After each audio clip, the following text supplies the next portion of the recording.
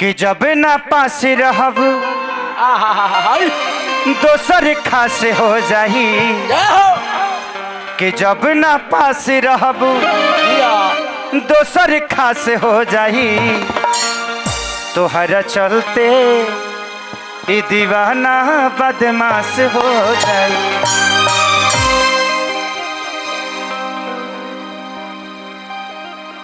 कि अब तो बढ़ले बका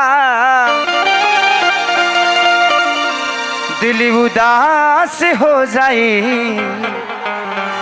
तोहरा चलते का चाहते लो हम होनिए रही।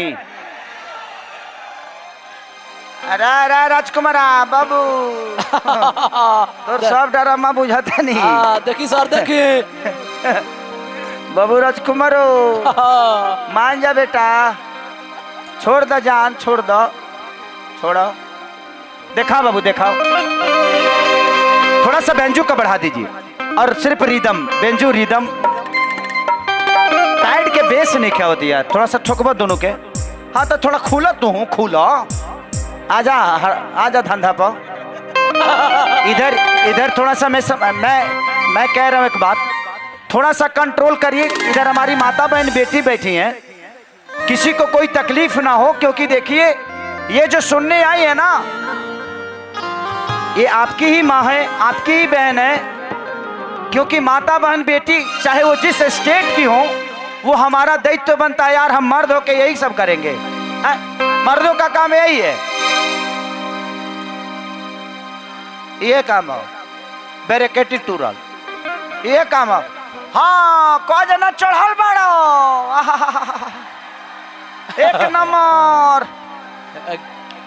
देखिए मुझे लगता है ना कि यहाँ कुछ लोग वैज्ञानिक भी आए हैं, वो डायरेक्ट अंतरिक्ष में जाना चाहते हैं। Please please thank you so much, जाइए आप लोग चांद पे जमीन ढूंढिए, इंडिया सेफ नहीं है। हम भी वही आएंगे आपके पीछे पीछे। अरे बाप हो बाप, हाँ बाबू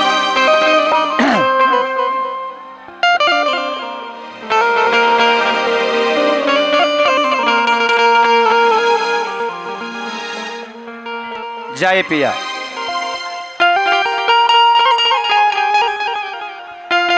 हेलो प्रशासन को प्लीज आप मजबूर मत करिए, प्लीज मजबूर मत करिए।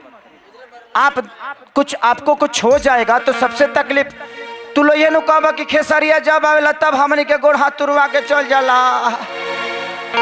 हम तो यहाँ ही ले तेरे लोग के मनोरंजन करे खातिर थोड़ी कहिले जे तू लोग गोड़वा दे दा पुलिस के। अरे दादा हो एगो मत करो लो भाई हमार, शांति से।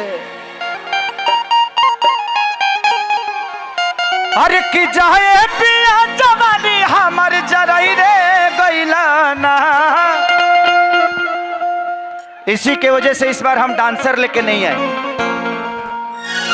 आप मुझे सुनिए, एक अदाकारा है, कलाकार है, सिंगर है, दुनिया के सब काम ही करे के बाद कुछ छोड़ देती तो हमनियों के जी लेती जा।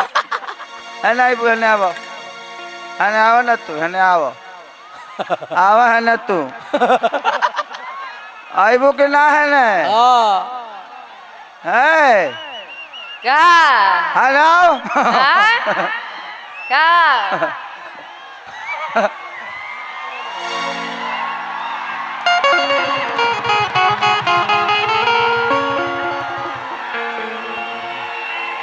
देख रहे हैं ना, है रे रे रे रे बना रहा रे, चुप है ना, बतियावे तनी बतियावे ना दोसर हमरा के। देखिए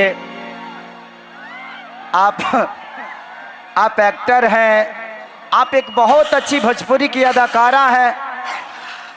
रे इका फुरफुर हो तू फुरफुराए लगला खाली छुरछुरावा लो, खाली छुरछुरावा रोका ना, फुरफुर है बाद में बतिया लेबे तो तनी ढेर दिन पर मिलल बड़ी।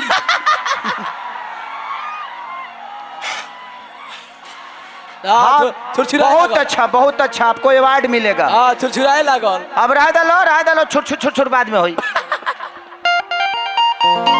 अक्षरा जी आप इधर आ जाइए, इधर कुछ बानर लोग हैं।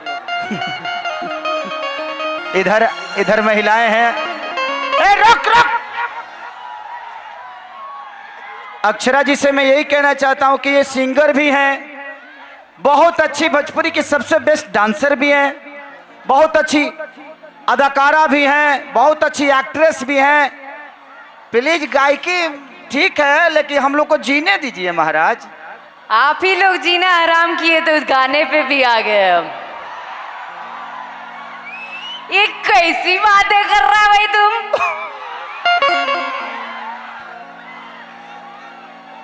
मेरे ना मनबू ना मानो। कैसे मान जाइयो?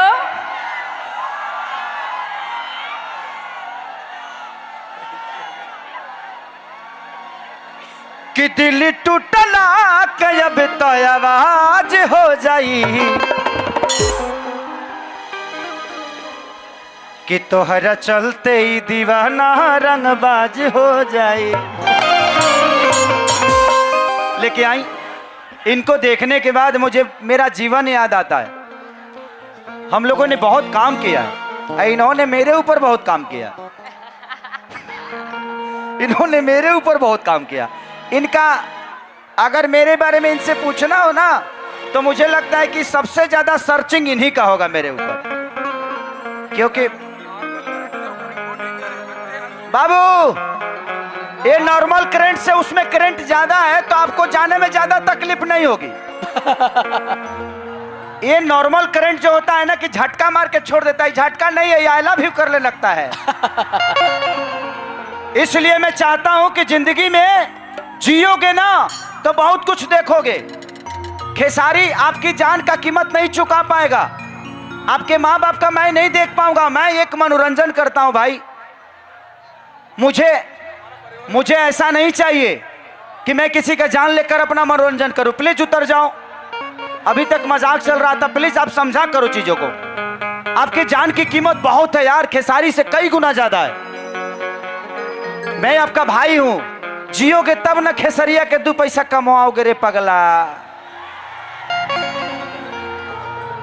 आप अपने माँ बाप की जिम्मेदारी हो, अपने समाज की, अपने देश के आपकी जिम्मेदारी हो। अब भगवान तरह के जी दुनिया में भेजले बड़ा लाइट धर खाती आ तार पकड़ के निकल जाए खाती। नीचे उतर।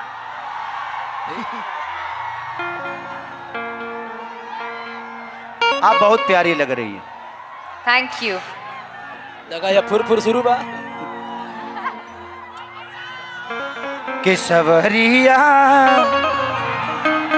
अरे दढ़िया जन बनाई बड़ी बढ़िया लगी।